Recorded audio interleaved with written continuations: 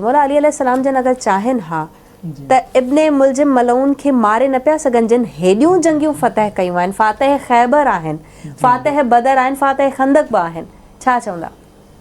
मौला कायनात जी मिसाल ग़ज़वा बदर 17 रमज़ानुल मुबारक ते तज़किरो थी चुको आहे। अवां पाण ॾिसो कि 70 कुफ़ार वासिल जहन्नम थिया आहिनि बदर में। घणा?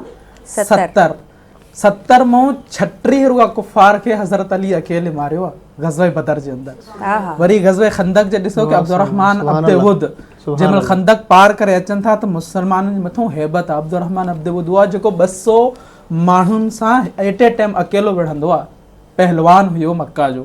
जंहिंमहिल उहे अची खंदक पार करे अची मुसलमान खे ललकारनि था त उन टाइम छा था चवनि, तव्हांखे ख़बर आहे कि मां केरु आहियां? अब्दुर्रहमान अब्दे वुद मुंहिंजो नालो आहे। त मौला अली पाण सल्लल्लाहु अलैहि वसल्लम इजाज़त वठी चवनि था कि मां जंग जे लाइ वञा, जंहिंमें पाण सल्लल्लाहु अलैहि वसल्लम इजाज़त ॾिनो त अली चवनि था तोखे ख़बर आहे कि मुंहिंजी माउ मुंहिंजो नालो छा रखियो आहे? छा रखियो आहे? मुंहिंजो नालो मुंहिंजी माउ हैदर रखियो आहे। हैदर। ऐं मां इहो बि ॻाल्हि ॿुधाईंदुसि कि हैदर जेको लफ़्ज़ आहे उनजी मां थोरी वज़ाहत कंदुमि अरबी में कि जेको हैदर आहे न उनजो मतिलबु हूंदो आहे शेर, शींहं।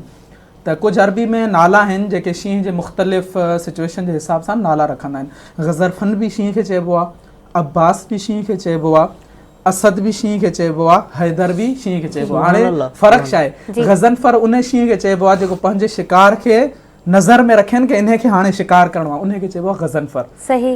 अब्बास उनखे चइबो आहे कि जंहिंमहिल शिकार खे ॾिसी शींहं ऐं उनजे पोयूं भॼी जंहिंमहिल जंप हणी उनखे पकड़ींदा आहिनि उनखे चइबो आहे अब्बास।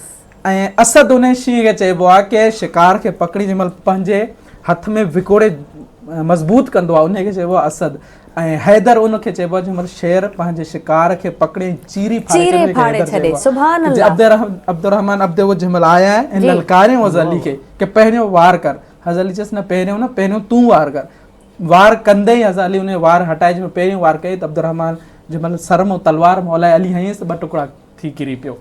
ॿिए वार जो मतिलबु कि टाइम ई न मिलियसि, हिकिड़ी वार सां मौला अली ॿिया 2 टुकड़ा करे ऐं उनखे वासिल जहन्नम करे। उहो मौला अली बसि मां पहिरीं ॻाल्हि उहा चवंदुमि कि जेका शहादत जो रुतबो आहे मौला अली खे बसि उहो वजूद रखिणो कि मूंखे मौला शहादत ॾे उन जे करे। न त पाण पहिरें ॾींहुं हिकु जॾहिं उन ख़बर आहे निशानी न पिया करे छॾनि कि इहो शख़्स आयो आहे जेको मस्जिद में हिकिड़ो ॾींहुं पहिरियों अची रहियो आहे ऐं अजनबी माण्हू आहे, हिन इलाइक़े जो बि न आहे, ॿाहिरियों आयो आहे, अची हिते रहियो आहे हिकिड़ी राति, वरी हिते सुतो बि आहे।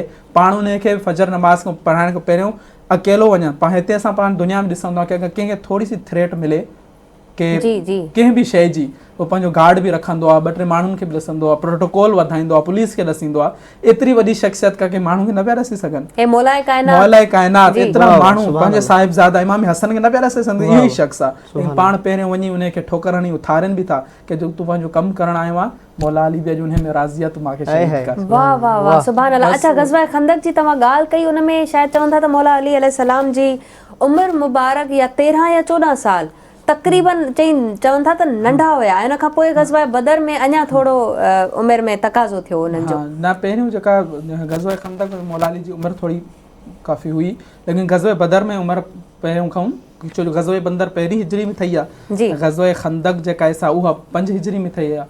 त उन में पोइ 5 सालनि जो इज़ाफ़ो थियो आहे। लेकिन बहादुरी जेका आहे न, बहादुरी उहा त मौला अली जे अंदरि मतिलबु ख़तमु आहे। ऐं ग़ज़वा बदर में बि ॾिसो जंहिंमहिल आम्हूं साम्हूं कुफ़ार थियनि था त उन में छा था चवनि कि अंसार मूं केर बि न ईंदो, असां कुरैशी आहियूं, मुंहिंजे मुक़ाबले में साम्हूं अव्हां कुरैशी मोकिलियो। त कुरैशियुनि जे मुक़ाबले में ग़ज़वा बदर में अमीर हमज़ा आया आहिनि, मौला अली आया आहिनि, हज़रत अबू उबैदा आया आहिनि। उहे अची विढ़णु शुरू कयो। होॾो उतबा आयो आहे, शेबा आयो आहे, उहे अची विढ़णु शुरू कयो आहे। उन्हनि बि मौला अली उतबा खे पहिरियों मारे हज़रत अबू उबैदा जेके मुक़ाबले में हुआ वरी उनखे बि हज़रत अली क़तल कयो। पोइ वरी लश्कर जे हिसाब सां जंग थिए। उहो ई ॾिसो लश्कर आहे कि 313 जो सिर्फ़ु ईमान जी कुवत आहे, साहिब ईमान। हज़रत ख़ालिद बिन वलीद चवंदा हुया न जंहिंमहिल जंग थी साम्हूं 20,000 जो लश्कर हुयो, हेॾऊं 20 माण्हू हुया सिर्फ़ु मुस्लमान। त पाण चयूं कि 40 मुस्लमान हुया, त पहिरियों 20 खे मोकिलियो, 20 पोइ हुन चयो 20,000 सां 20 ॼणा कीअं विढ़ंदा? तव्हांखे ख़बर न आहे कि जेको काफ़िर हुजे भली 1000 हुजे उहो मुर्दा जी मानिंद हूंदो आहे, ऐं ईमान वारो हिकिड़ो बि 1000 जे मथां भारी हूंदो आहे। त पहिरियों 20 खे मोकिलियूं, वरी पोइ बाद में 20 खे मोकिलियूं। उन्हनि 40 मुजाहिदनि 20,000 जे लश्कर खे शिकस्त दी सिर्फ़ु ईमान जी कुवत सां। अॼु असां में बसि इन जी कमी आहे की असांजे साम्हूं का शइ ईंदी आहे त असांजे अंदरि ईमान आहे, असां कमज़ोर थियूं। अॼु बि अगरि ईमान मुसलमाननि जे अंदरि हुजे त केॾी कुवत छो न हुजे साम्हूं, यकीन अल्लाह ताला जे मथां हुजे, तवक्कल हुजे त अॼु बि बदर वांगुरु फ़रिश्ता